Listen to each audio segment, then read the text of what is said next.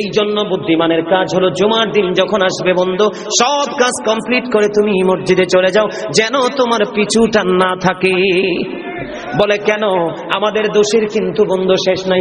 জুমার দিনে মুসল্লিরা যায় সবার পরে এবং বের হয়, ইমাম সাহেব যখন ডানে বামে সালাম ফেরায় মনে হয় যেন বন্ধু বিশ্বযুদ্ধ শুরু হয়ে গেছে, কার আগে কে রে বার হয়ে যাবে।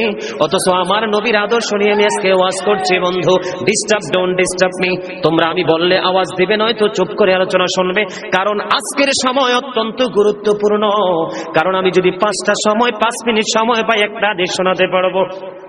হয়তো বা এই একটা হাদিসে আপনাদের কারো না কারো হৃদয়ে ছুঁয়ে যেতে পারে, আর এটাই আপনার জীবনের জন্য হেদায়েতের জন্য যথেষ্ট হতে পারে।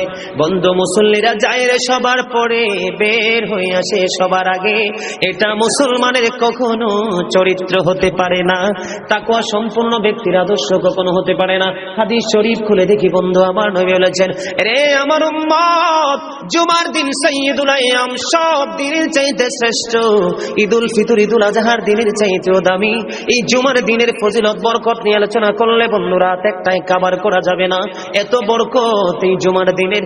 আমার নবী বলেছে, উম্মতের দল, জুমার দিনে কেউ যদি সবার আগে মসজিদে যায় আর সবার পরে যদি কেউ মসজিদ থেকে বের হয়, আপনি যাবেন, সবার আগে যাওয়ার আগে সুন্দর করে গোসল করবেন, উত্তম জামা নতুন জামা পরবেন, আতর গোলাপ লাগাবেন।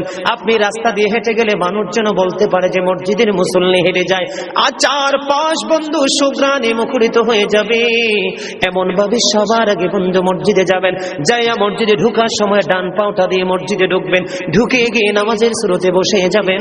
বসে যখন আপনি আল্লাহর ইবাদত করতে করতে করতে করতে সব মুসল্লি বন্ধু বের হয়ে যাচ্ছে, আপনারা তাড়াহুড়া করার দরকার নেই। কারণ মনে রাখতে হবে, আসছি সবাই যেমনি একা একা, আবার যাব একা একা, হিসাবও দিতে হবে একা একা। পৃথিবীর সব মানুষ পর হয়ে গেলেও আমার কোনো সমস্যা নেই, আমার আল্লাহ এবং নবী আমার আপন হলে আই এম ভেরি সাকসেস। আমার নবী বলেছেন, বন্ধুরে 14 গ্রামের মানুষ বিরক্ত হয়ো না, আমাকে বন্ধু কেউ শত্রু মনে করো না, আমি তোমাদেরকে জাস্ট উপদেশ দিচ্ছি, মানা না মানা তোমাদের ব্যাপার। হেদায়েতের হাত কিন্তু আল্লাহর কুদরতি হাত, আমার কাছে কিছু নেই, আমি শুধু উপদেশ দিব, ইনস্ট্রাকশন দেব। বন্ধু, নবী বলেছেন সবার আগে তোমরা মসজিদে চলে যাবে, বের হবে সবার পরে, যার বাড়ি যত দূর তোমার যত কদম বেশি লাগবে যাইতে, প্রত্যেকটা কদমের বিনিময় তোমার আমলনামায় 1 বছরের নফল ইবাদতের সওয়াব দেওয়া হবে। বন্ধু, হৃদয় খুলে শোনো, যারা মসজিদে যাওয়ার অভ্যস্ত আছে বেশি বেশি করে মসজিদে যাও।